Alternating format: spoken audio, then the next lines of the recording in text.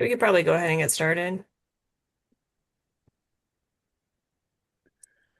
Very good. Good morning, everybody. Thank you for joining us. It is a lovely day in Montana today, it appears like. Aaron, you want to kick things off with roll call as we call this meeting to order? Yes. Yes, I will. Thank you, everybody, for being here. Good morning. I'll just go through the subcommittee list, and if you're here, please say here. And if you are still sitting as an attendee and we haven't promoted you yet, go ahead and raise your hand. So Senator Harvey. Here. Okay, Bob Dean. Here. Senator Noland. Here. Okay, is Representative Seconder on yet? No. Okay, Representative Teal. Here. Senator Zolnikov. No. Okay. John Harding. Here. Troy Jensen. Okay. Allison Paul. I see you. You're muted. She's on. Okay, Jason Small. Here. Great. And then Eric is out. Okay, that is the list. As far as staff goes, I'm Erin Sullivan, policy analyst with the legal division at Labor and Industry, and I could just go ahead and announce the staff on so they don't need to say hi unless they really want to. We also have Lisa Patzer, who's our technology expert, and Quillen O'Connor, Chief Legal Counsel and counsel for this subcommittee. And then I have asked a couple other staff to be present to answer questions. And so we have Kevin Bragg, who's the Licensing Division Bureau Chief, and Glenn Disk, who is the Director for the State Apprenticeship Program. So they are both on the call as well today. And that's it, Mr. Chair. Thank you, Aaron. So as we kick this off, I hope all of you have the agenda. We'll follow along that for what we have going here today. And I guess to kick it off here, we're going to do a review of the construction subcommittee work plan that Aaron has put together and sent out to us, highlighting some of the stuff we've already discussed and topics we've created for this. So we'll just run through the work plan here quickly. Work plan details, this construction subcommittee priorities and topics for review on behalf of the Licensing Reform Task Force, and includes a few documents. And then following along in there, we have some member topics. This would be the stuff we discussed at previous meetings, and then we'll continue to discuss today and moving forward. Some of the topics related to apprenticeship workforce availability, and some key points in there: improving access, licensure for additional apprentice occupations, and then improving the administrative side of things to increase some efficiency. Enforcement, opportunities to create efficiencies there as well. Another hot topic, and some of the people I've talked to in going through this is that part of it. A review of the independent contractor and construction contractor programs, improvements that we can make there, and then exemptions for appropriateness along with those. And then licensing qualifications, are licensing requirements justified or are changes needed? So it's kind of the gist of what this is all about. I guess I would ask any of the other subcommittee members, do you guys have any comments on some of these topics that we covered, input for that? Well, the ICEC program and the Department of Labor contractor licensing program is always kind of a hot topic. I don't know if you want to get into that right now, Bob, or wait to have some discussion here after we go through a little bit more of this. I wonder maybe if Aaron has some data stuff put together that we requested at our last meeting. Maybe we can go through that and maybe that'll help generate some more thoughts and questions on some of this stuff.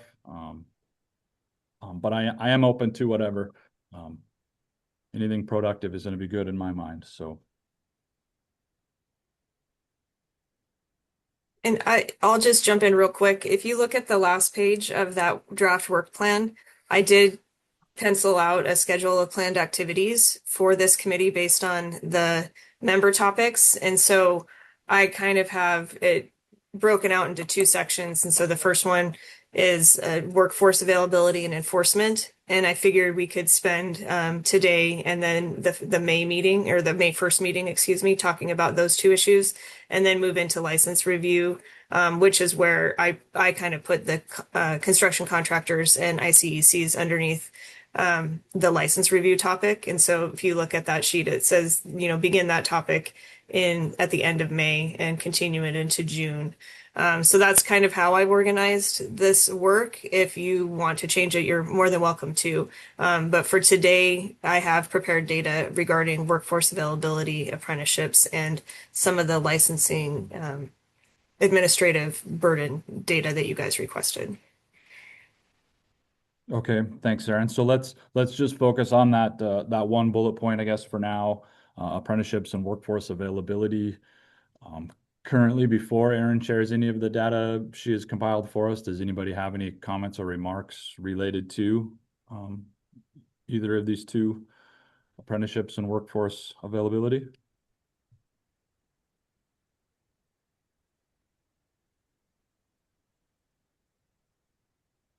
Well, I did, for the folks that participated in that webinar last week, that was the apprenticeship webinar, and it turns out, which I kind of suspect, that the bulk of apprenticeship applicants or people that are participating in the program are plumbers and electricians. I think the gentleman that was giving the report, whoever that, no, was that you, Aaron? You were giving that report. Glenn. Glenn. He's on the call. Yeah. Yeah. So about 85% of apprenticeships and in Montana are plumbers and electricians. So we would want to talk to plumbers and electricians about workforce availability. What do those folks think it would take to improve that? What's keeping young plumbers and electricians from getting into that apprenticeship program, if at all? Very good questions, John. And I guess let me go back to the beginning and introduce myself. So by trade, I am a licensed plumber. I am a master plumber. I am master of record for a company out of Great Falls, Montana. And so I can speak to some of those difficulties, some of the positive things.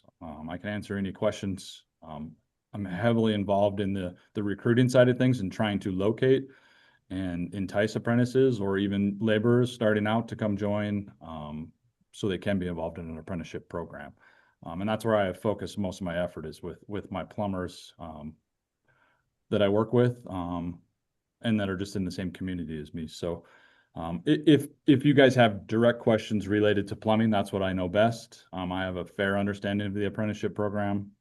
Glenn can obviously help us out more on that, but if we have specific things about that or even workforce and what it's like trying to find help, I think that's probably similar across the board. We're not unique and extra special in any way because we're plumbers and having struggles with workforce. I think construction in general has the same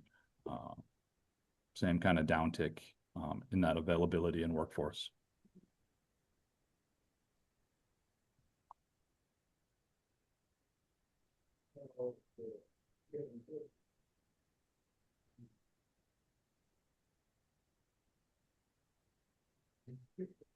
Okay, I'm not really seeing anybody raise their hands.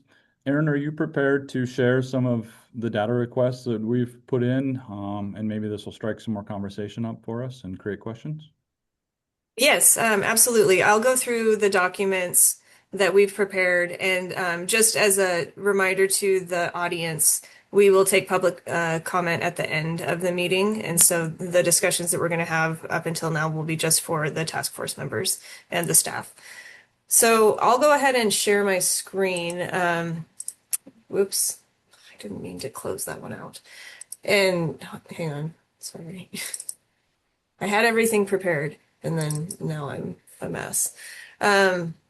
So I think what I'll start with, would you guys like to start with the talking about licensing some of the data that we've uncovered for licensing. I feel like that's going to be a little bit shorter of a topic than the apprenticeship one. Is that okay? Yes, that'd be appropriate. Yes. Okay, perfect. So I will get to, so I did provide everybody copies of the slides for the three webinars, the licensing webinar that Kevin did, and then the compliance one that Quinlan did, and the apprenticeship one that Glenn did. And so you should have copies of those if you weren't able to attend any of those webinars, then there were some really good conversations and questions, but all three of those gentlemen are here to answer any follow-up questions you may have. I won't share those documents, but they're just available for you. So what are we doing? We're going to number 3. Okay. So the first thing that was requested by the committee for licensing related topics was an organizational chart. And so this is the organizational chart for I don't know how well you guys can see this. Here we go. That might be better. For the licensing division. And so you can see Kevin's, the bureau chief at the top. He's got 2 section chiefs. One that handles license processing, that's Tracy Gonzalez.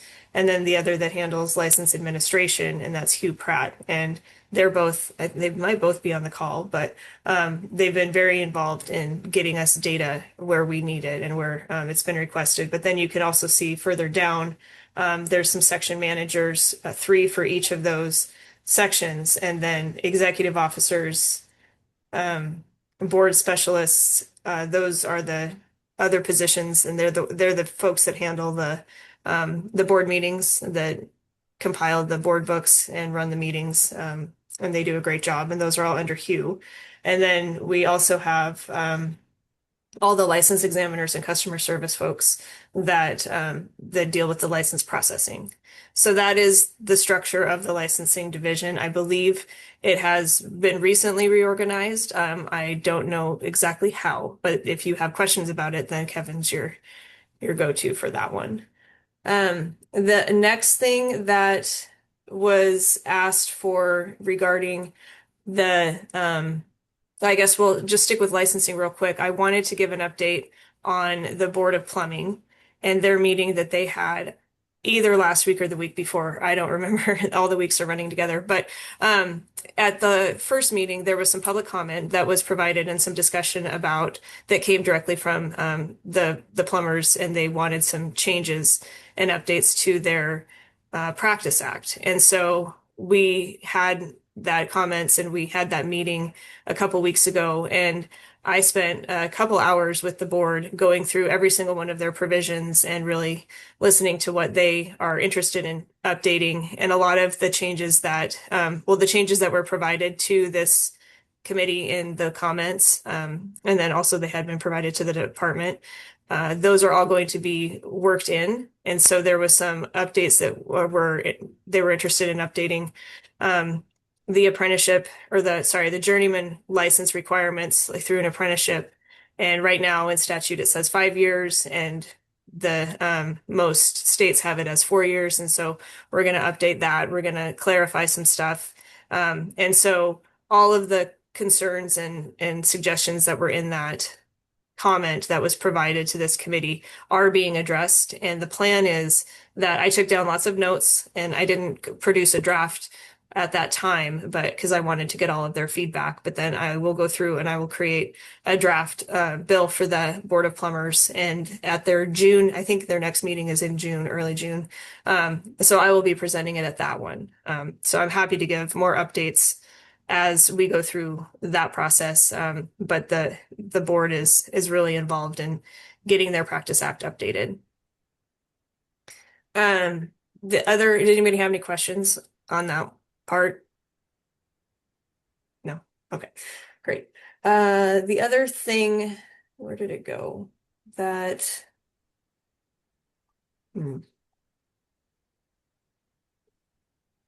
There was a survey that was also sent, and now I can't find where I saved it. So I apologize. I will find it real quick. I did email the survey to you yesterday. Um, and so Kevin had his staff complete a survey talking about some licensing process pain points and stuff like that. And so that is where I'm trying to find where I saved it. But that's what we were going to, you guys had asked for suggestions on ways to create efficiencies or reduce the administrative burden. And so, Kevin, if you don't mind, because I'm struggling here, it's a Friday. If you could just talk a little bit about what the questions were in that survey while I find it, and then I'll bring it up. I'll do my level best. Good morning, everybody. I'm Kevin Bragg. I'm the Bureau Chief for Licensing. Um, the request from the committee and several of the committees actually has been, what are staff's pain points when they're processing? And so we tried to capture a lot of the information that we could from staff. You can see who filled out the survey. And we didn't get 100% engagement because it's hard to get people to do things, as you well know, in your individual businesses. But we did get some overall feedback about where people are working on things. One thing I'll note for you is that our staff works across several boards and programs and license types. And so we don't have staff that are specifically dedicated to one specific board or program. And I know that sounds a little bit counterintuitive, but again, with the increases in licensing, it's necessary for me to spread people about where the work is. And so you'll see some of that data too. You'll also see some common categories that we gave to our staff to try and evaluate where they hear from feedback the most. And that's what a lot of this is their interactions with the public and trying to figure out what it is that they have problems with. Obviously, there are several things. Some of them are directly department related, our board websites. We know that's an issue. We're going to try and work on cleaning those things up. But there's other things surrounding, background checks we've talked about before, collecting documents, interpreting rules and laws. That's a big deal. And one of the pushes that we've made under our administration is to try and streamline or make things plain English. Because if somebody here at the department can't tell you whether or not you need a license, there's probably a problem with it. And so some of those things, and specifically I'll call out like on page 3, I think of 7 in that document, question 5, what do applicants struggle with? That kind of gives you a good idea of what people are looking at as far as issues that they're having. And then the other thing, where was it? Experience, I know, is listed in here specifically. I think it's question 18. I apologize, Aaron. I'm jumping around on you. But a lot of our boards and programs require specific experience, and applicants really struggle with that. And there's some further detail with that in the written responses about how people are able to prove up that experience. I think I may have told this committee or another committee the last time that we met that we try and take proof of experience any way that we can, making sure that we're verifying it in some way. But professional or applicants for professional licenses or any other type of license, occupational licenses, have difficulty with experience requirements. And so that may be something that the task force or the subcommittee wants to take a look at. But just broadly, the survey isn't going to cover everything. It wasn't fully completed by many folks, and I do apologize for that. But in the time that we had, I think it's a pretty good representation of a lot of the issues that our staff seem to find on a day in, day out basis. And again, those supplemental written responses that Aaron has included, I compiled that document. I did not edit it in any way other than to add links and specific acronym explanations. So when you read through that, if there's questions that you have about a comment, I'm happy to answer those if I can. But wanted to give you the raw feedback from our staff because, again, they're the ones who are doing all the work on a day in, day out basis. And if there's anything good happening around here, it's because of them, not necessarily because of me. So I wanted to make sure you got that unfiltered. But with that, Aaron, that's kind of a broad explanation of what I see inside the survey. Great. Thank you, Kevin. And thank you for allowing me the time to find the documents. So I do realize that the committee only received this information yesterday around 5, and I apologize for that. We had a lot of documents that we were trying to compile for you and get together, and I didn't want to send them piecemeal.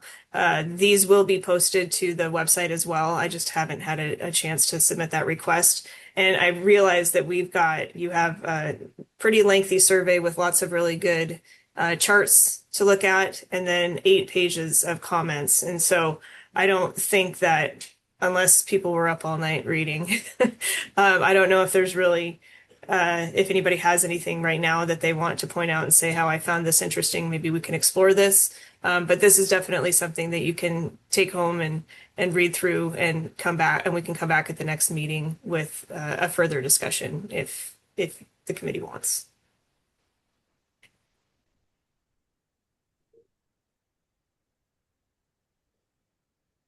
Very good. Thank you for putting that together for us, Kevin.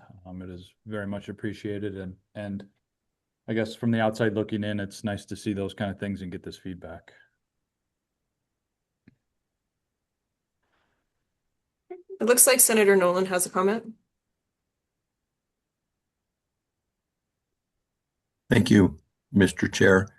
Um, so Aaron, I did take the time to read through this. So I won't hit all the points, but one of them that I had, and I really appreciate the layout that you've done. So thank you.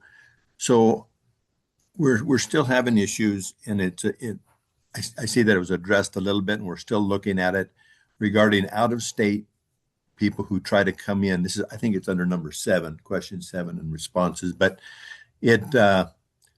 we have licensed people in other states come here. We're still having that problem allowing them to come in and perform. They want to move to Montana because they hear of Yellowstone or whatever the reason is. I say they hear it, that the legislature works so efficiently and they want to be a part of a great state. Ha ha ha.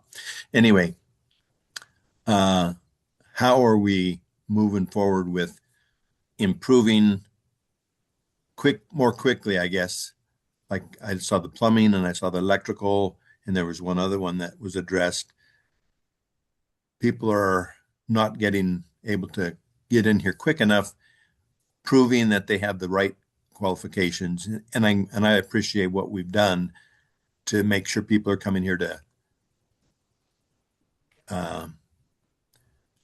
when they come here, they do the right things so they're not going to burn the place down or flood people's homes. Got it. But they have things that they've already done, and it's taken us a while to get them on board to be licensed in our state. That's kind of my question. I'll take that, Aaron, and Chair Dean, if I could. Certainly appreciate all the legislative lift that we got during the last session, specifically around House Bill 246 and substantial equivalency. That again only applies to states that license as a state. So if there's a profession that's licensed at a municipal level in a different state, that's not something we can specifically apply here because my staff doesn't have the ability to go through 50,000 subdivision regulations. But we're having some success with streamlining based off that bill and our board's review of other states. Again, I'll just remind everybody, if somebody has an active license in another state that is substantially equivalent to Montana's standards at the time of application, and there are no other issues like criminal history or disciplinary issues, then my staff can issue those licenses as routine. One thing I will call out, and that is a constant battle for me, and I'm curious to see everybody's thoughts, are license verifications. When we have people coming from out of state, we need to verify their past conduct. And so anytime somebody comes in, if they've got one license, let's say from Tennessee, let's take my home state, they've got one license from Tennessee, that's generally pretty easy to get taken care of as far as a verification. And what a verification is a confirmation that they have a license or have had a license in a different state, and that they did not have any prior discipline on that license. That's really what we're concerned with. Obviously, with 50 different states, there's a lot of spread. And sometimes we have professions where people have licenses in multiple states. And so if they have licenses in multiple states right now, we are currently verifying every single one of those state licenses to make sure that there's no discipline out there that's lurking in the dark, so to speak. That license verification timeline will hold up our ability to issue a full and unrestricted license. We can issue a provisional license based off waiting for that. But to get to a full and unrestricted license, we still have to verify all of those individual state licenses. And sometimes that takes time. Um, it's really, I think, a policy discussion, and one that we don't make obviously here at the Department of Labor, but one that I think is worth having about what do license verifications need to look like? Does somebody have some other more remarkable idea, such as getting people's listed licenses and then doing an affidavit or sworn declaration that they don't have discipline in another state, and then having some sort of audit process, maybe a potential option. But I certainly have concern for not verifying every single individual license, but it is something that if you've got 50 state licenses, which doctors seem to have a lot of, engineers seem to have a lot of, it does take a significant amount of time for us to be able to issue a full and unrestricted license trying to verify each of those. So again, back to your question, Senator Nolan, I greatly appreciate it. We've got to do a better job of making sure we have the qualifications. And then for those licensees that come in from out of state that aren't substantially equivalent, what that bill allows is it allows the boards of the programs to use actual work experience to see whether or not that makes up for a deficiency based upon substantial equivalency. I'll give you the example we used during session. If a state like Georgia requires 2,000 hours to be a cosmetologist, and Montana, or excuse me, they require 1,500 hours. Montana requires 2,000. That's not correct. But there's a 500-hour deficiency, but that person's been a cosmetologist for the last 20 years. Do they really need to go back to school to find that 500 hours? I think we can take that 20 years of experience and history, that disciplinary history, and give them a license based off their actual work experience. So we've got some initial things done with substantial equivalency and other ways to get people qualified. There's more work to go. I'm excited to see what our licensing statistics and timelines turn out to be right prior to session. We'll have a relatively good idea of how that bill has helped expedite some of our work, because if you have a license in another state, then we don't have to gather all the additional documents like your transcripts, your exam scores, and things like that. So it really expedites our process. Thank you, Mr. Chair. Thank you, Kevin. The Flathead's growing pretty fast. That's why I get some of my people contacting and say, hey, we wanted to do this license, or we wanted to do this business up in the Flathead, but building's expensive, and that's okay. But we try to contact the Department of Labor, and that's where I refer. So sorry, but I refer everybody to you guys, which that's the right place to go. You want to see what it takes to be licensed, you go there. And some of the frustration that I get back is it says we can't get through. And I know we've worked on that. And I said, well, just keep calling, because if it's important, you'll spend the time on the phone or however long it takes, even if you get cut off by being on hold, which happens to me quite frequently. So I do appreciate you, Kevin, for explaining, and I hope we can work towards all those points that you just addressed, moving it quicker, getting the substantial thing that you eloquently expressed and explained, because I have people saying, it's too much work. And I go, well, you want to come fishing, you want to come on these things, you want to go on my boat, you want to do all these fun things, and you want to move here, but you're not willing to go through the steps. Well, it's just hard. So I'm just sharing that because those are some reality things.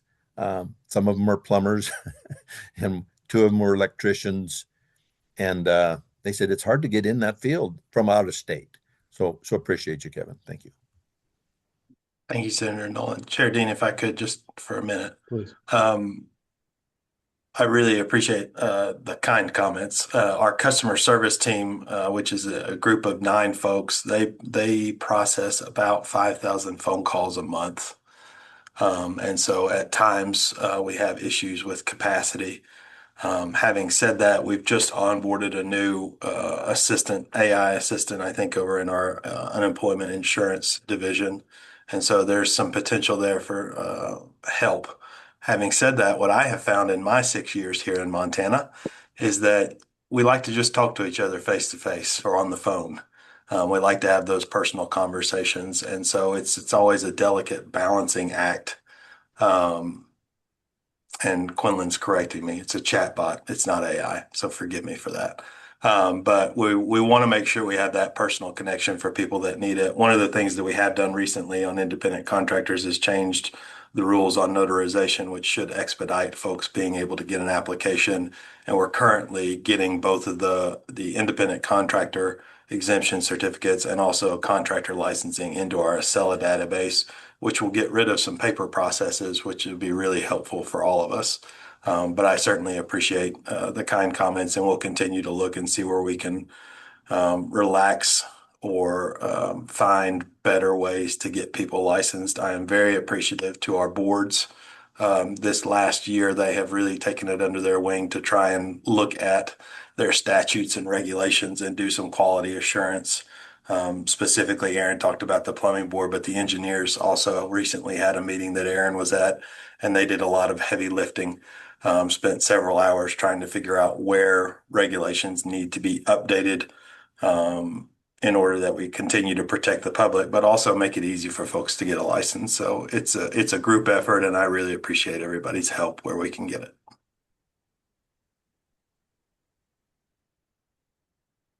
Thank you for that, Mr. Bragg.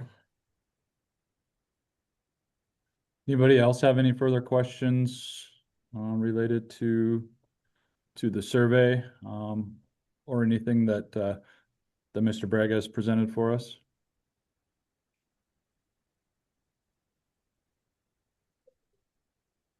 Okay, Aaron, do you have some further data to share with us at this point? Yes, thank you. I will go ahead and move into the apprenticeship data and the workforce labor market data that I put together for this committee. And I did also provide a copy. So the where I found the data was we have a Labor Day report that comes out every year, and our economists put that together. And so I provided you a copy of that Labor Day report. And then there's also a report on registered apprenticeships that comes out. I don't know if it's every year, or Glenn can correct me, however often it comes out. But I used those 2 reports to compile this data. And then we also have dashboards on our website where I got all of this information. And so if anybody wants to do any follow-up, then thank you, Glenn. So every other year is when the apprenticeship report comes out. So there will be another one this year. So if anybody wants to come look at the data further or do different filters than what I did, then the links to the dashboards are on the big report. But before I do that one, I will show you. Oh, so this is what the apprenticeship program report looks like. And then this is the Labor Day report. So those are posted to the task force website, and you all should have received links to those reports last night. For workforce, so the organization chart for workforce services, which is where the apprenticeship program lies, is on your screen now. And so this is the entire workforce services division, and Crystal Armstrong is our division administrator for that. And then if you look over here, we have the apprenticeship office. If you attended the Apprenticeship 101 webinar last week, Glenn he talked about these folks and showed a map of the state and the territories or the areas that each of these people serve. And so you can look at the Apprenticeship 101 slides for a little more detail on that. But you can see he's the director, and there's a couple vacancies, but then there's apprentice specialists that cover the state and some administrative support. So that is the org chart that was requested for the apprenticeship office. one quick thing that was also requested, I provided a copy of the ARM regarding supervision. And so this is 24.21 is the section of the Administrative Rules of Montana regarding apprenticeships. And so you can see under here, 0.1002, there's the information regarding supervision that's required for a journey or master has to supervise the work of an apprentice, and it talks a little bit about the ratios. And so that was a request, is what the supervision looked like for apprenticeships. And so you can find all that information in this administrative rule. Let's see. No, that's not what I want. I don't want that one either. Okay. Gotta close a bunch of stuff. So this one I forgot to open up. This one is what I did here is I pulled the number of apprenticeships by occupation. And so so you can see active apprenticeships, and I did the last 3 years just so you can kind of see if there's any trends or increases or decreases. And obviously 2026, we're only in March. But you can see this is just an alphabetical order of all the different apprenticeships that are available, or that we have apprenticeship agreements with in Montana. So as Glenn stated in the webinar last week, there's I don't remember how many, there's like 1,100 or so, 1,300 apprenticeships types that are available through the U.S. Department of Labor. And in Montana, we have about 110 of those. So you can see on here, what I did was I tried to highlight the occupations that have licenses. And so right here, you can see barbers is the first one. That is a new apprenticeship program. It just this last session. And so you can see there was 0 in 2024 and then 1 in 2025, and we're getting up there 3 now in 2026. So as you scroll through here, you can see lots and lots of different apprentices, apprenticeable occupations, and then the ones that result in a license. And so kind of what this task force is looking at are in bold. So here's electricians. As John Harding mentioned, the bulk of the apprenticeships are electricians and plumbers. And so you can see this category of electricians. And then we have a couple other ones along through here. And where did it go? The plumbers right here on top. You can see this is plumbers, pipe fitters, and steam fitters. That was the category that was listed in the data. I don't know what the actual breakdown is for plumbers versus pipe fitters versus steam fitters. But that is the category that's included in there. But you can see that's the second highest. And then the third one, or the third most common one, is construction, or carpenters. I'm sorry, carpenters. So I didn't put that in bold because I don't believe you don't have to get, well, I actually don't know if you have to get a contractor's license if you're just a carpenter. If you work for somebody, I don't believe you have to get a license. And so I didn't put that in bold. The other document that breaks this down even further is it's lengthy. And so if anybody read through the whole thing, then I am very, very impressed. But what this is the committee had asked for some workforce availability information and also, apprenticeships. And so what I did is I used the DLI labor market database and then the registered apprenticeship database. And I did county snapshots. And so and it's in alphabetical order. So you can see for each county, there is, try to minimize this a little bit. You can see labor force and employment data. And so you can see the percentage of labor force in and total employment for each county relative to Montana. There's also some unemployment information in there. And then I also included the largest employers for the county. And so you can kind of see Beaverhead County, for example, their largest employers are healthcare related and retail, grocery. So then the next part for each county is the number of apprenticeships by occupation and then active sponsors over the last 3 years. So you can see again the licensed apprenticeships are are in a different color. So kind of hopefully that helps it stand out a little bit. But you can see for example, Beaverhead County in 2026 right now, they have 12 active apprenticeships, and 11 of those 12 are apprenticeships that lead to licensure. So 5 electricians, 6 plumbers, pipe fitters, and steam fitters. And so there's a percentage of each. And then I also wanted to include information about the active sponsors because, as Glenn mentioned in his webinar last week, the only way we could really grow apprenticeships is getting sponsors. It's employer driven. And so if there aren't any companies, any employers that are willing to take on apprentices and utilize this program, then it makes it kind of difficult to increase this. And so I wanted the committee to see how kind of the sponsors break down. Over the last 3 years, you can see there's, been about 7 sponsors over the last 3 years active in Beaverhead County.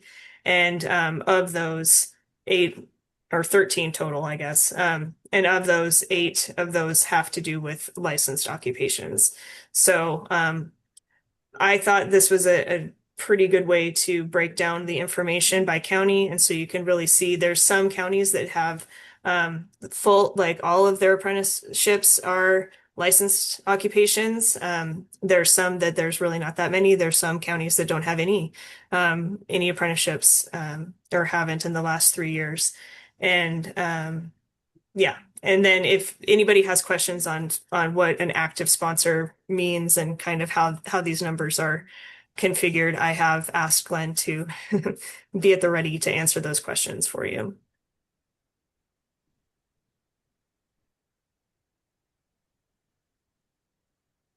Thank you, Aaron. A lot of information there to digest for sure.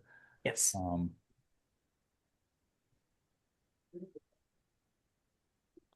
So it's somewhat interesting to me, having done an apprentice and acquired a license at the end of that apprenticeship, the number of apprenticeships that we have in the state of Montana that ultimately don't end with a license. Not that that's for our focus at all, but I just find that interesting.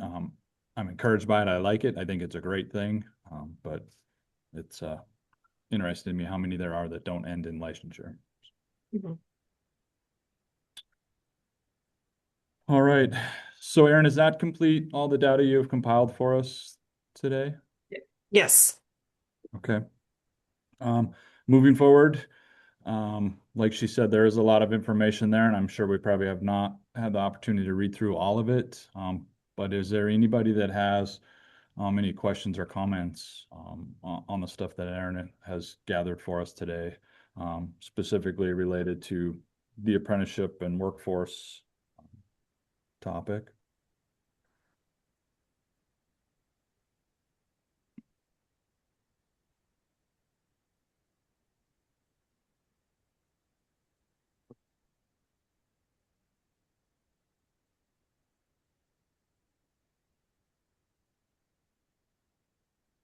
Okay.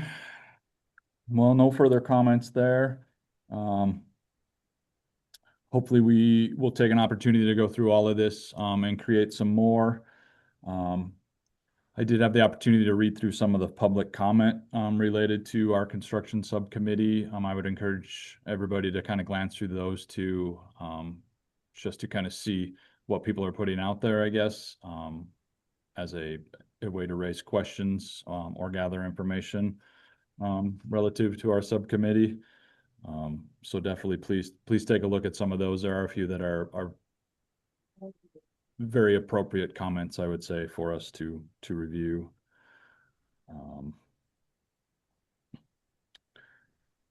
Boy, I guess I was hoping there'd be some more questions from the subcommittee members on apprenticeship stuff. Like I said, I went through an apprenticeship. It's been just a couple of years ago, but I remember most of it.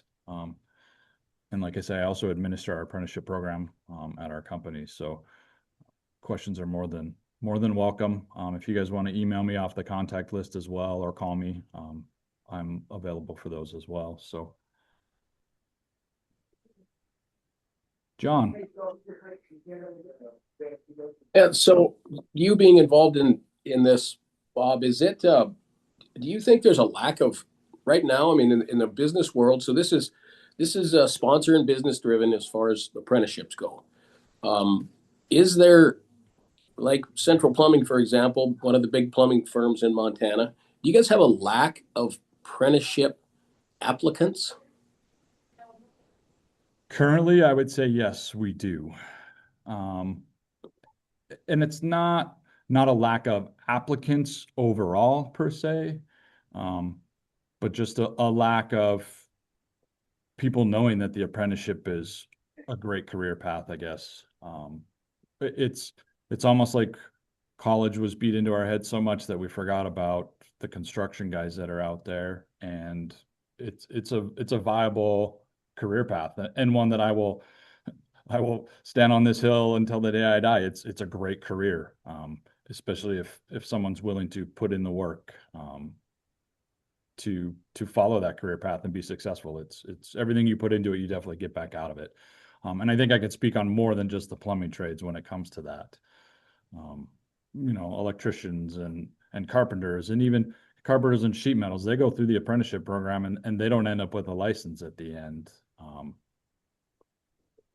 It's great. It's good that they get that training. It's critical training. I'm a little disappointed that they don't have a license at the end, but that's not my trade, and so that's uh that's where I sit on that one. But overall, the amount of people that are aware, and I think this happens a lot on our stuff, whether it's due diligence to make sure the person is licensed that's coming into your business or your home to do work.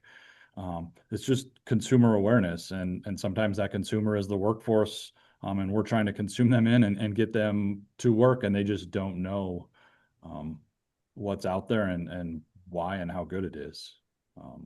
So I think that's part of it. Consumer awareness across the board related to licensed trades is lacking in my part. How you fix that's probably a conversation for a lot of other people to have besides me, but consumer awareness, even at the workforce level, I think is holding us back just a little bit in getting those people.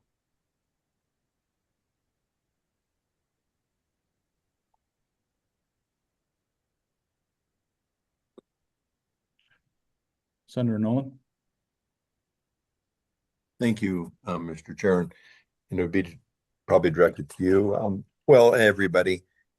So we have people that say they don't know how to find these things.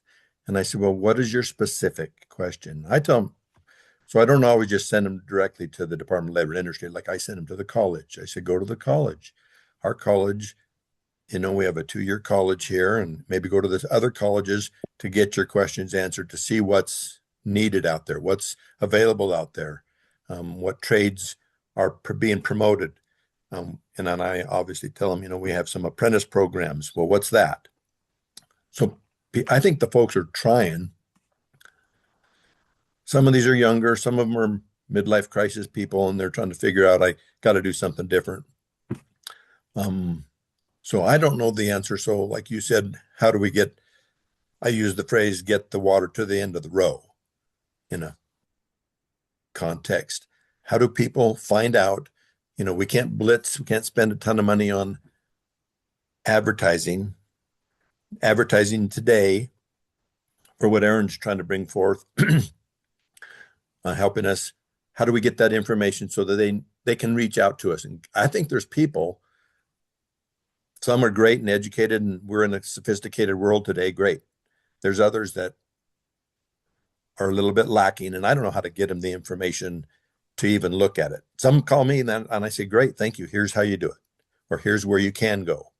So I'm just wondering, how do we get, and I talked to Ms. Swanson about this, director, how do we let people know the trades are a big issue for the state of Montana? We want people in these programs. We like the college, the full-time curriculum, college stuff, but trades are amazing. And I don't know how to do that. Do we do broadcast? So if everybody can just be thinking, reach out to folks that are in that world, because that's sure not my world. As Aaron can attest, I didn't know very little about using my computer even, but there's process to get that information to folks, not just media, but that I guess that's my a comment I have. How do we do that? Let's keep thinking of how to get that out there. 4 or 5 people last week, asked me some stuff, and I directed them to our college and then Department of Labor. So I think we can get people, if we get people to the right places, they can find out about apprentice programs, and I think we can grow our businesses. Thank you. Yeah, Um, thank you, Senator Nolan. sorry, Mr. Chair, can I share my screen again? Yes. Okay, thank you. Thank you for that, Senator Nolan. And I wanted to just show, I think maybe this could be helpful.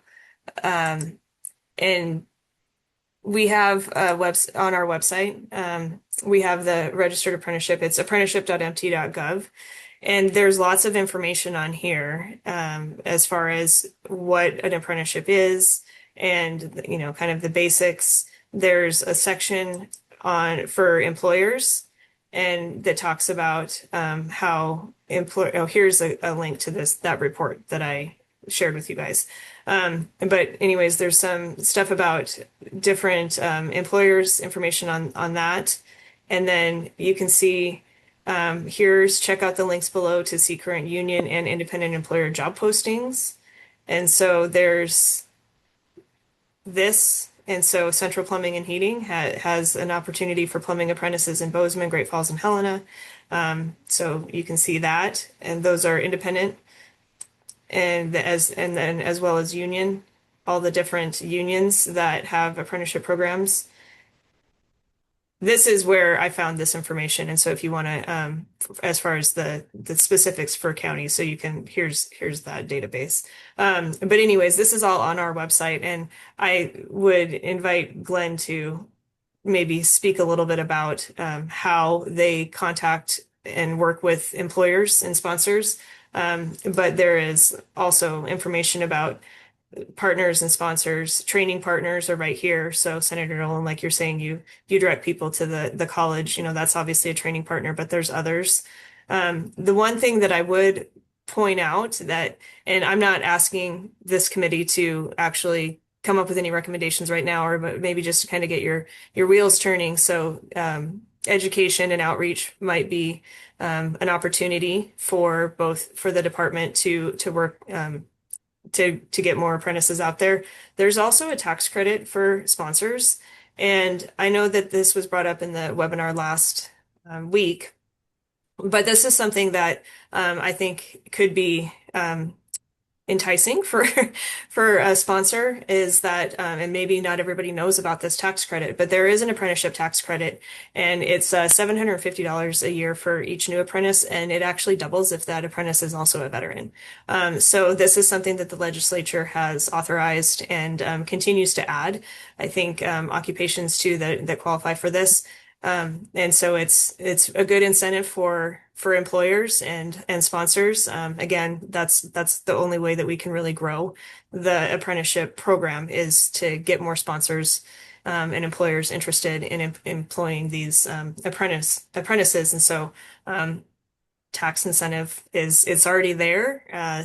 I don't know if there's a way to revise it, make it more enticing, or if it's just a matter of more outreach. The legislators on the call they can attest to how tax credits and that kind of legislation gets received in the legislature. But I did want to point that out that all of this information, I think it's a pretty good website. It's got a lot of good information, and so I would encourage the committee to look through the website, and if you see areas for opportunity to improve it, then let us know.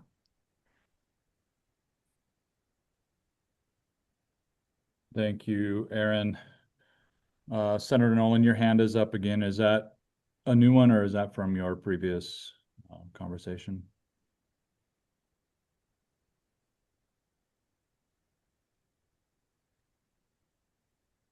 Okay, we'll assume he has left his hand in the air. It's going to get tired eventually and go away. Nope, no, I wanted to comment and I forgot to unmute. Apologize, Mr. Chairman. Technology, remember, that's not my friend. Oh. So anyway, I'll make this quicker. the I'm about numbers and graphs and charts and how collecting data. And Aaron, I really appreciate this, and Kevin and the whole staff. But it for a lot of years I didn't go through the department yeah, Department of Labor. I didn't go to my job service because it was kind of I'd go there if I had to, because there's other ways to hire people. I'm directing people again, and I hope others will too. That the state of Montana, we're trying to do our best, and I'm a legislator, right? So I should know these things, and I should have this right at the tip of my tongue. So I can direct people to the tax credit for apprenticeship sponsored programs that Aaron has here. But guess what? We don't. And businesses need, I don't know if we need to give a shot, and I don't know how we do that. Blitz it out there through media or whatever our new process is. Guys, there are ways you can enhance your building apprentice programs. You want to have, need a little extra funds, but you don't know how to hire people, or you're stressed for hiring people, whatever that issue is. I don't know how to get that out there. And because I like to get the numbers. So I was wondering, how much information do you guys get, Aaron, if you can get back to me later, I guess, on how do we track any of these, how many people have actually called so that we know this is working. And then if it isn't, then we got to do a little, maybe change-a-roo on how we get this information to, hey, contact the Department of Labor. Great asset, wonderful resource. Because I know a lot of my businesses go to LinkedIn and other job place, how they hire people, and they don't go through here. So I went to our local office and talked to them, and they said, yeah, we do. We get this information out, and the director and I had some conversations. We're improving a couple things. But anyway, I just wanted to leave that there. Thank you. Yeah, thanks, Senator Nolan. I think I'd really like to hear from Glenn and have him explain, since he's the one that is the director for the apprenticeship program. He can explain a little bit about the outreach that the division does as far as media and workshops and all of that. I know they work really hard on it. But Glenn, would you mind giving a little bit of insight into that for the committee? No, not at all, Mr. Chair, if it's okay. Please.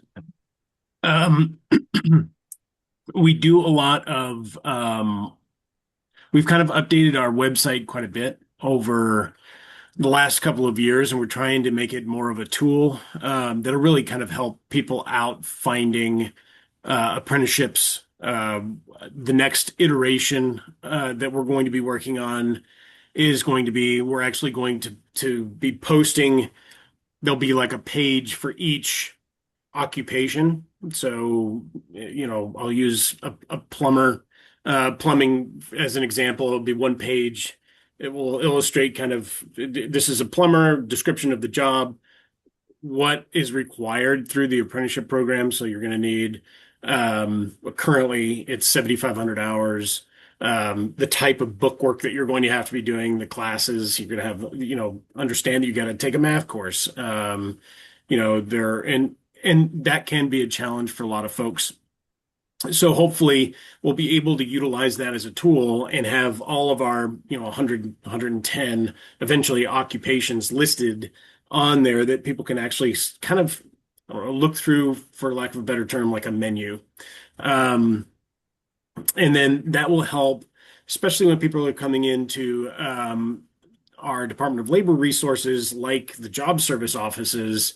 And when they say apprenticeship, then we can help direct them to occupations that would be something that interests them. And again, like, you guys are correct. I mean, I have to have both sides of the equation for this to work. So I've got to have an employer willing to hire someone, and then I have to have I've got to have the person willing to go through the apprenticeship program and get hired on. And that can be a balancing act sometimes. We've had employers, we try to connect people looking for apprenticeships with employers looking to hire people, but it's got to also be a good fit, because this is a commitment. So if you want to be a plumber, it can't be, yeah, I guess I want to be a plumber.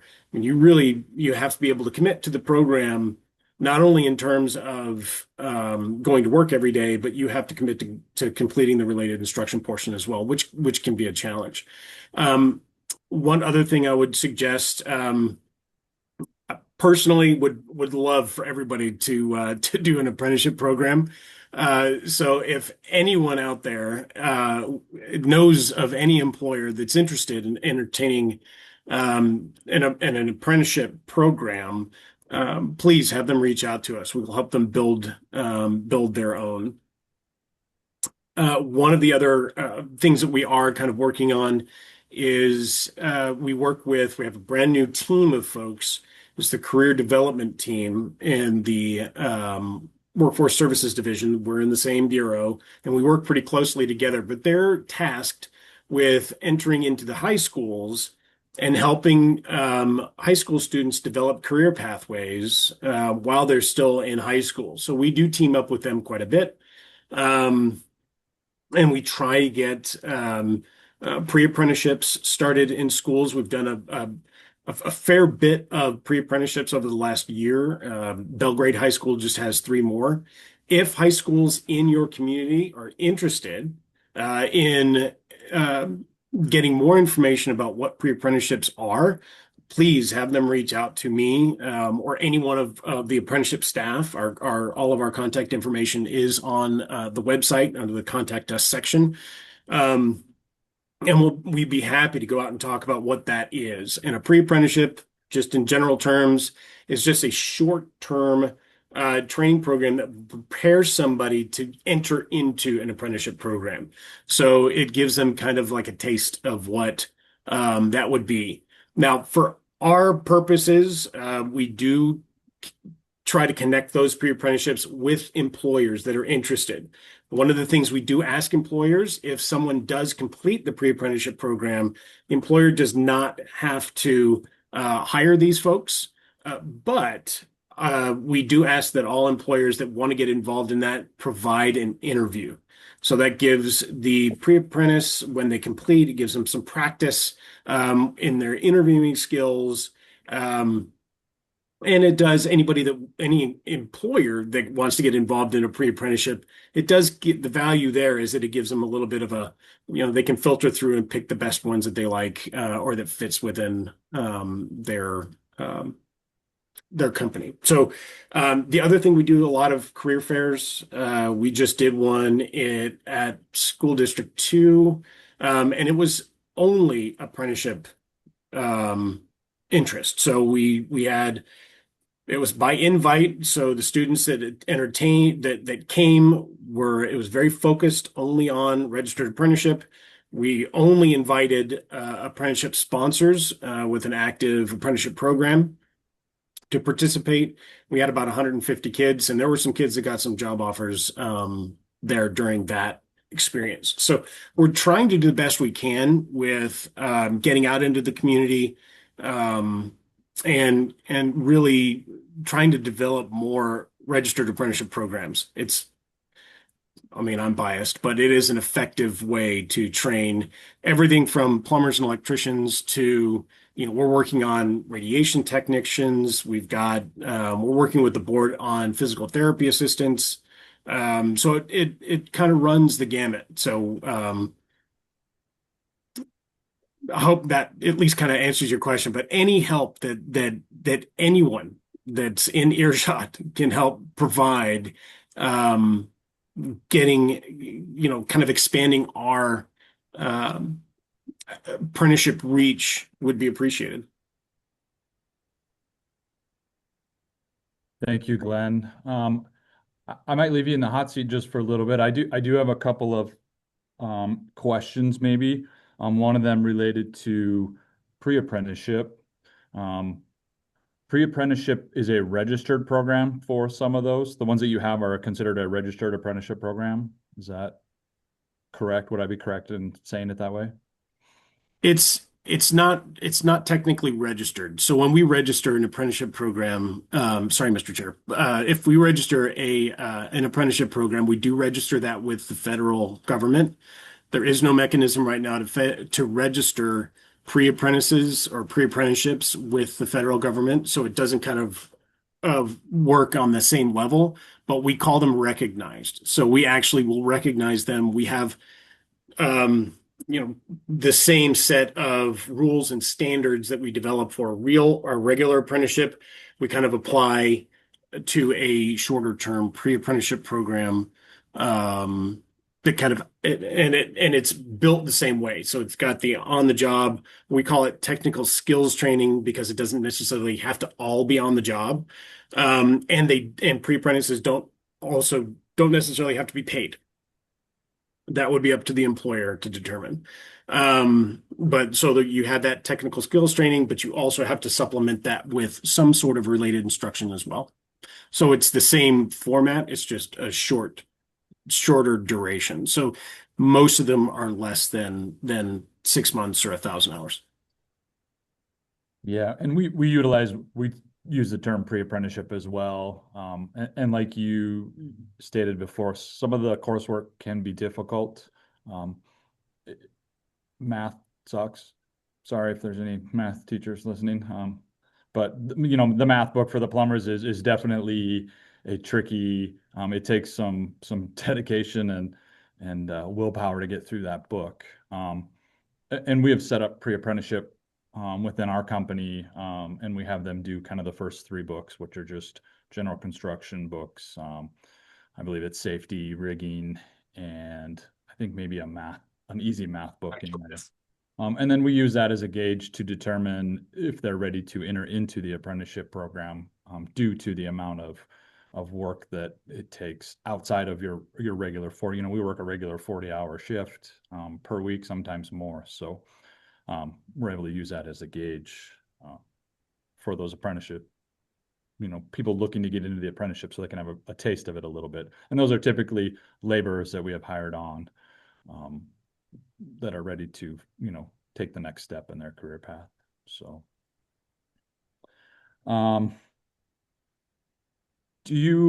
so I liked your comment on District 2. You went out and did a little bit of an apprentice specific outreach program. Do you have plans to do more of those in other locations at this time, or was this a one-time Right thing? now, I don't have any scheduled.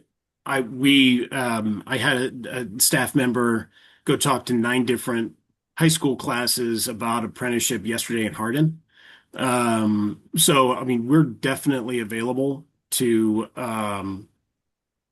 help and to do any kind of outreach that we can to help kind of expand registered apprenticeship. One other thing that I would offer, you mentioned bringing up math and books. We've had some success working with vocational rehabilitation, getting people through anybody that's having some difficulties with the books. Sometimes they do have kind of undiagnosed like learning disabilities, dyslexia, that type of thing that just kind of makes it a little bit more difficult for them to get through those related instruction. One of the things we've had some success with is working with vocational rehabilitation, because oftentimes, an apprentice may just need an extra hour to take a test. They're most of the accommodations that we provide are basically just that extra time. So, and that's been something that's been helpful. Good. Good to hear it, because we do see those type of issues out there in the programs. So, well, thank you very much. I personally don't have any further questions for you. If you're all right, I'll ask everybody else if they have any questions for you while you're here, though. Anybody else have anything for Glenn?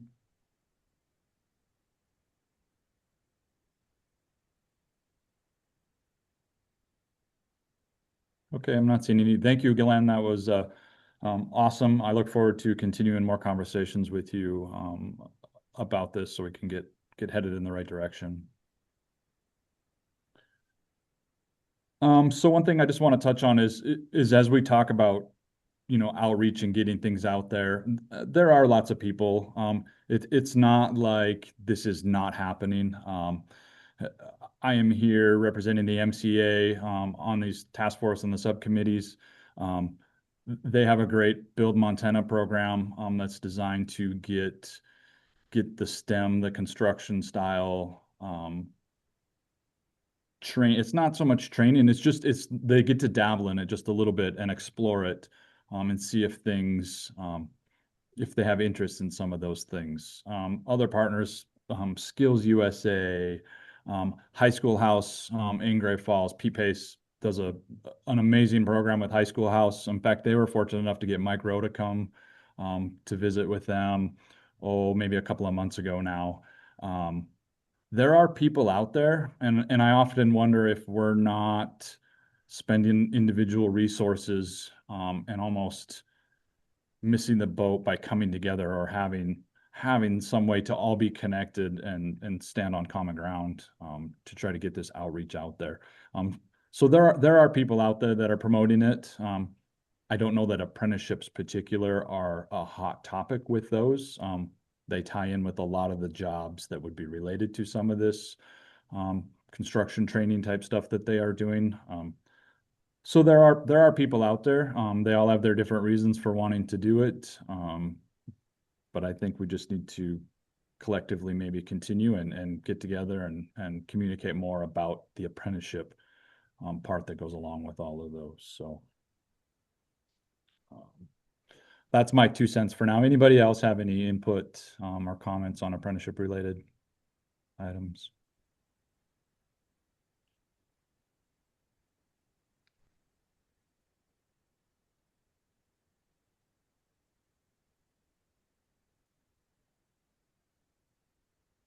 All right, well, seeing none, we will kind of maybe move on. I think we have covered all of our data. I'm hoping we've asked all the questions that we've had, just a few for now. But I guess one more time, I would open it up to any comments, questions, anybody might have. And then Mr. Chair, yes, ma'am. at this point, as you're thinking of additional comments or questions, I would ask the committee to think about maybe or helping me with the next meeting and what maybe you would like to see, if you want a continuation on apprenticeships, if you want to move into something else. That would be helpful for me to know what you would like to see for the next meeting. And then the other thing I wanted to just mention briefly is, obviously the committee doesn't have to come up with any recommendations, if they don't see any recommendations, but just think about, as you're thinking of potential recommendations on any of these topics, it doesn't necessarily have to be legislative. It doesn't have to be a statute change. It could just be a recommendation to the department, for increasing outreach and in schools or something like that. I don't know. But as you're thinking through this and kind of processing all of this data, I would say don't pigeonhole it to what statute can be revised in the next session. Think about it more broadly. And obviously nobody needs to come up with any recommendations today, but if you want to potentially think about it and have a discussion on any recommendations at the next meeting, I could certainly build that into the agenda. Thank you, Aaron. Yeah, I think that might be good to at least give us a slot in there, especially for, I guess I would call them non-typical recommendations, or the just outreach, like you said, things not related to statute, or legislative issues. I think would be good to have it as a bullet point so we can continue to talk about that. At this point, from a plumber standpoint, that is the biggest setback I am seeing and hearing about. It's not the process for getting our license. Sometimes there are a few things that go along with that. And maybe we'll save that for further on down, a couple meetings when you get to qualifications. But as a broad look at it from 30,000 feet, I'm not getting feedback that people are struggling with the plumbing side of things, because that's the one I know the best. So, which is good. That's a kudos to everybody in the department that makes that process work well for us.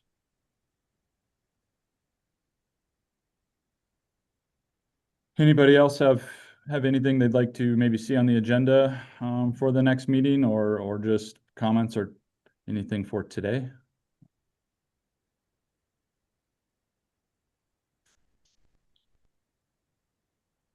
Aaron, do you have anything further for us today, at all?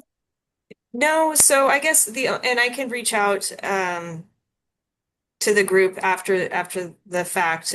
But there was one topic that kind of played into this that could potentially be discussed next meeting before, and if it follow up and this discussion doesn't take the entire time, we can certainly move on at the next meeting to start to review independent contractors or construction contractors. Either one of those, we could start that topic next meeting. But I did want maybe some clarification. And if you don't know it now and you just want to reach out to me afterwards, that's fine. On one of the topics was enforcement and opportunities to create efficiencies. And I don't know if and I kind of put that in to this first main topic area, but I'm not sure exactly what the committee would like as far as that. So again, you don't have to tell me now. If you want to reach out to me afterwards, that'd be fine. But depending on how much time there is, I may, if it's okay with the committee, I may go ahead and start preparing the next topic regarding like licensing information. Yeah, no, I think that's a good plan to move forward with preparing your other stuff. Okay. Enforcement is definitely one of our topics to talk about. And if we want to chat about it a little bit today, great. But if we want to save it for another day, I'm fine with that. I think we could save it for the next meeting, but if in the meantime, in the next couple weeks or maybe the next week or two, if anybody on the committee has a specific data request or topic that they want some background information on specific to the enforcement side of it, then please let me know, reach out to me so I can make sure that I get that prepared for discussion at the next meeting. Understood. Thank you.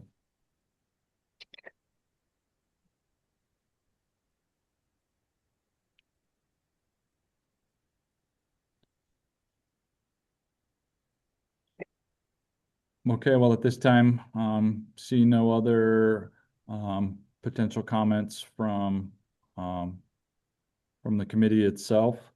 Are we at the position to move on to opening to public comment, or do we want to discuss our next meeting first?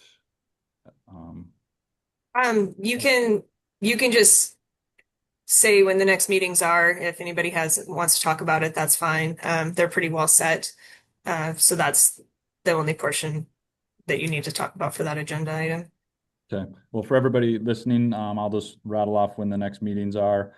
We have a Friday, May 1st meeting at 9 a.m. And I believe that is a Zoom meeting as well.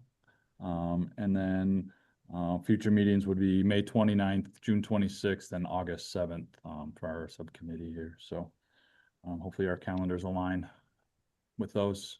It is high school spring sports season, so some of us might have to drive somewhere early to get somewhere to have a meeting before some high school sports. But hope to see you all guys at those ones. So, okay, well, moving on, I guess we'll get to the public comment section. Okay. The subcommittee now offers the public in attendance an opportunity to comment on any public matter under the jurisdiction of the subcommittee that is not on the current agenda. The subcommittee cannot act, but will listen to comments and may ask staff to place the issue on a future agenda. The chair may limit the comment period to proceed with the subcommittee meeting. Public commenters should state their first and last name when offering comments. All right, Aaron, I will let you take control of raised hands if you do not mind. Okay, yes, thank you, Mr. Chair. And before I forget, just a reminder that the full task force is meeting on Monday, April 13th. I think that's the day. Yep. Yes. Monday, April 13th here in Helena. And you'll be getting some more information about that meeting next week, I believe. But we'll be at the new Montana Heritage Center. And so we'll be in there, and it's in the afternoon. It starts at 2:00. And so more information coming on that, and an agenda will be coming out in the next week or so. But I just wanted to make sure everybody had that penciled in on their calendars. And I had also sent the committee a save the date for an event that after that meeting in Helena. If you're still around, we'd love to have you there. So you'll be getting some information on that in your email next week. And then I think that was all I had for that one. So if you are a public member and you wish to provide comment, please raise your hand and we will start with Jackie McBroom.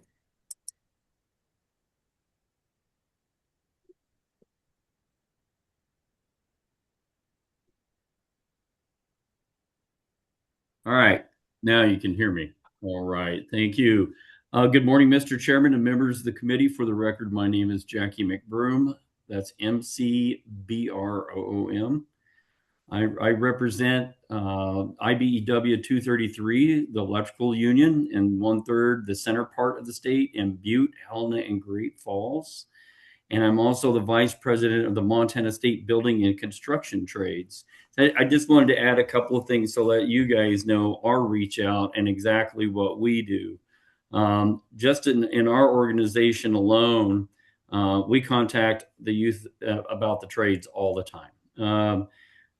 Specifically, one of the biggest ones that we had was in Great Falls at the World of Workers, where we had about 2,000 high school students roll through. Central was there too, and I know there were several other people. It was good to see you there, Bob. You guys did a great job, and I like to see that, and those kids getting really interested in thinking about the trades, as an option, as a full-time career, a career path for them. So that's always good to see. And then Bob always brings the really cool tools like the backhoes and all the neat stuff that the kids really like to play with. So that's kind of nice to see. So, but besides that, we've been in Helena at Digger Days, which is another kind of a trade event. And mind you, at any of these trade events like this, that all of our building trades and the unions are attempting to go to and or would like to go to if they have not been yet.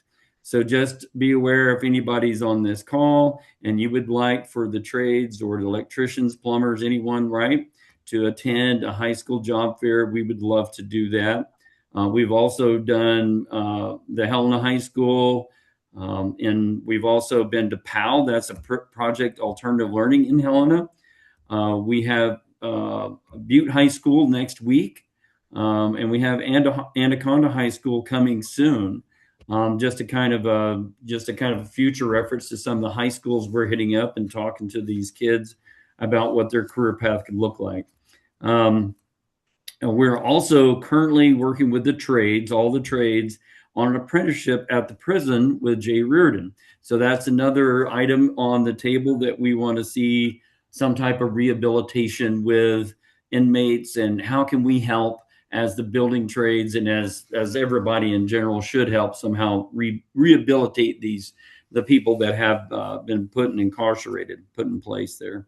Also, just so that you guys know, in the past year, we have doubled the size of our JATC, our school in Helena, and we invested $2.4 million in remodeling the building that we have acquired.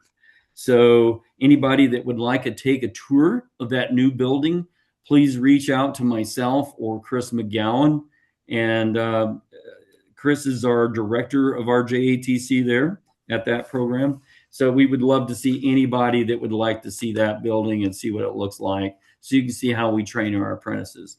I'm going to kind of reach out there and say that I think we have a 90% pass rate for our electricians at the first go around. As soon as they take their first test, it used to be as high as 98% until COVID. COVID kind of wrecked that percentage rate, but just know that our school is very successful at completing apprentices and getting them to their license. So we like to do that, and we like to claim that we do very well at that in our program. So I just wanted to share that with you all, and if anybody had questions for me, I'd be glad to take them. But again, the building trades and the IBEW are always interested in talking to our youth. So we have a lot of apprentices applying daily as well into our program. And then also to kind of chime on that as well, There are 3 locals in Montana that are electrical locals, and all 3 of us have on our websites and direct traffic straight to the JATC so that they can get applied there, take a math test, and see where they would fall. So that's what I had, and thank you for your time. Thank you. Yes, thank you. Next, we have Brandon Shaw. Hi, this is actually, my name is Quentin Queer. I was just listening in with Brandon. I represent the Silverbow JATC. Just similar to probably what Bob's doing. We train apprentice plumbers, pipe fitters, HVAC technicians, and refrigeration technicians. What I wanted to speak on was, or comment on, was the disconnect, I guess, on the apprenticeship side with the licensed trades that we serve. Um, so if you don't already know how the licensing works when we complete an apprentice or when they're towards the end, I'll just explain the issues we have.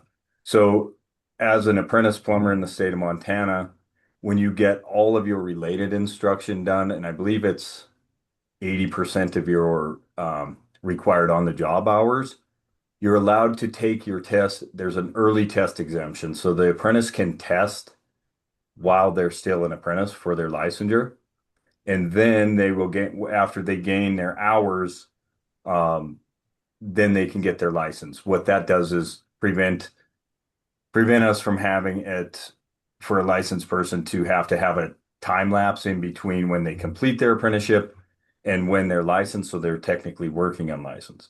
So after they take the licensure exam for their journeyman test, they will then complete the rest of their hours in their apprenticeship. When they complete those, I send in a request for an apprenticeship certificate and their completion paperwork to the state. The Office of Apprenticeship has some great people working there. I've worked with Lindsay Mitchell and Mark Lilrose quite a bit, and I'll send that completion paperwork in, and then they send me back a completion certificate from the Office of Apprenticeship, and then I send back the completion certificate to the licensure side or the DLI, then they will issue the license to that person. Where we're running into the issue on that is I have 3 right now completion certificates that the applicant completed the exams. They are completely done with their apprenticeship. I sent in a request for a completion certificate in November. I have been in continuous contact, and when I mean that would be week by week with Mark Lilrose, and he's requesting these certificates. I'm being told that we're waiting for certificates. We're waiting for clamshells to put the certificates in. And then this has gone on. This hasn't been just this one situation. Those were in November. I've had a previous applicant, his application completely timed out while I waited for the completion certificate. We have continuously asked, is there any way for the Office of Apprenticeship, when we complete someone in a licensed trade, to send that certificate to the respective board that they're licensed under, either digitally or approve them somehow to streamline that? I'm right now waiting. I'm 4 months in waiting on these certificates on these ones, and I haven't seen them. I just got them digitally the other day, so that I can send them to the licensing board. So I don't know what the issue with that, or, to me, it seems like even if they were going into a SharePoint file that both people have access to, there'd be some real simple ways to clean that up rather than send the completion certificate back to the sponsor and have the sponsor send it back to the same department, or not department, but same place, just to verify that. So I hope I made sense there. Yeah, I think there would be some real easy ways to clean those ones up or make it work smoother anyways. Thank you. Thank you, Quentin. Next, we have Jay Reardon.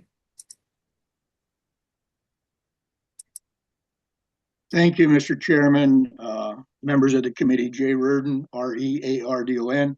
I'm a representative or work with the Montana State Building and Construction Trades Council, which is a union union constructions in the state of Montana. And a couple of things we're working on, I think Jackie mentioned it, was we're working on a partnership with the Department of Corrections to develop, the Department of Corrections is developing a workforce training program within the prison for those that will soon be paroled or complete their sentences and be getting out. And we want to work with them to give them an opportunity to perhaps enter into a registered apprenticeship program. Some of the training that we're working to provide them, there's different programs, but the National Building Trades Association has developed a training program called MC3, which is a multi-craft construction training program.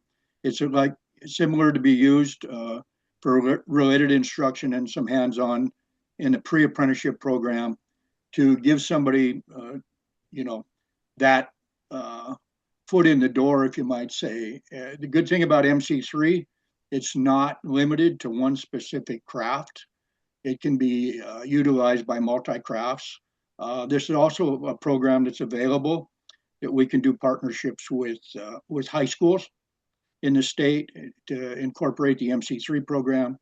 The Montana Carpenters, North or Western States Carpenters, I believe they are now, also have what's called the Career Connections program that they've used in several high schools to give basic construction knowledge to students.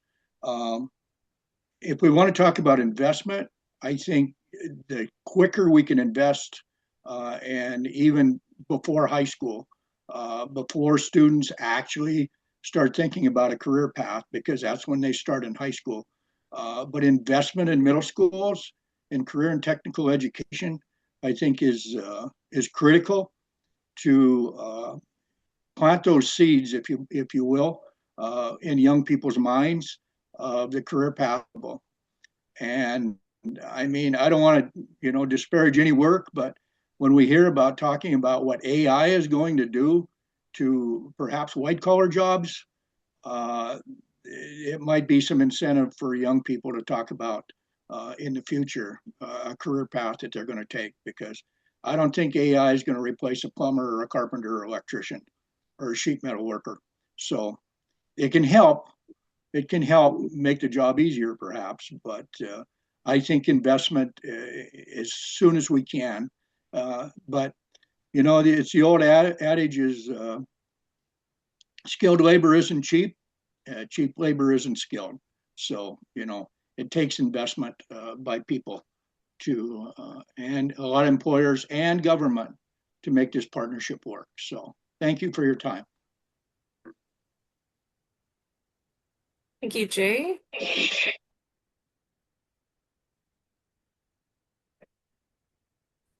Okay, Ashley Martinez. Hi there. My name is Ashley Martinez, here on behalf of the Montana Building Industry Association, and I just want to thank you guys for your efforts and discussing the access to apprenticeships in high schools, which is really important, as you know, workforce shortages and such, the skilled labor force. And also, I really appreciate the survey into the licensing inefficiencies. I think that will really help a lot of the people that are stressed out about moving to licensure and making it a little bit easier. So again, I thank you. Thank you, Ashley. Any other public comments? If you would like to provide public comment, please raise your hand. Quentin, did you have something else? Or is it Brandon now? Hi, this is Brandon Shaw. How's everybody? Yeah. Hey, I'm the business manager for Local 41 Plumbers and Pipe Fitters, one of the three labor unions for the plumbers, pipe fitters, and HVAC techs here in Butte. I just wanted to touch just quickly. I know there was some concern or some comments about the recruitment side of it for the apprentices. Not that we could always make it better. I did want to comment and just say that, as far as our recruitment process and our application process goes, we've seen a huge increase in the last 10 years. We do not have a lack of interest or applicants for the apprenticeship program on our end. We track that in our metrics there. Since 2015, we're up about 10 times of what we used to have. So, what I wanted to share, like I said, we could always make it better and never stop getting better as far as recruiting these kids and getting the interest there. But social media, whether you like it or not, has been a huge driver. These kids see this blue collar that's been kind of romanticized on the social media platforms, and they walk through our door as a result of that. So, not that that's the fix for everybody or that we don't need to do anything to continue forward, but I did want to comment and just say that we do not have a lack of candidates to go as apprentices. Um, we have a list of 40 candidates here that have been qualified and vetted, ready to go out. And one of my favorite parts of my job is to call these guys or gals and tell them that they have an apprenticeship starting, which I got to do 3 times this week. So it's rewarding on my end, and to see them come through the door with the interest in their eyes. It's out there, and social media is kind of doing it for free for us. And we've extended that on our own branches, advertising for different positions. So just wanted to put my 2 cents in there that in our area, we don't see the lack of applicants for that. So thank you. Thanks, Brandon. Any other comments by the public? Please raise your hand.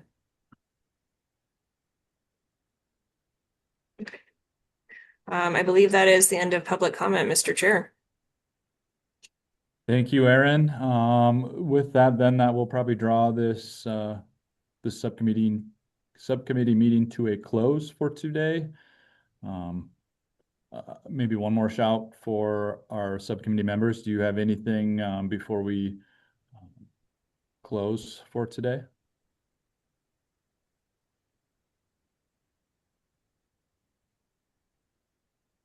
Okay.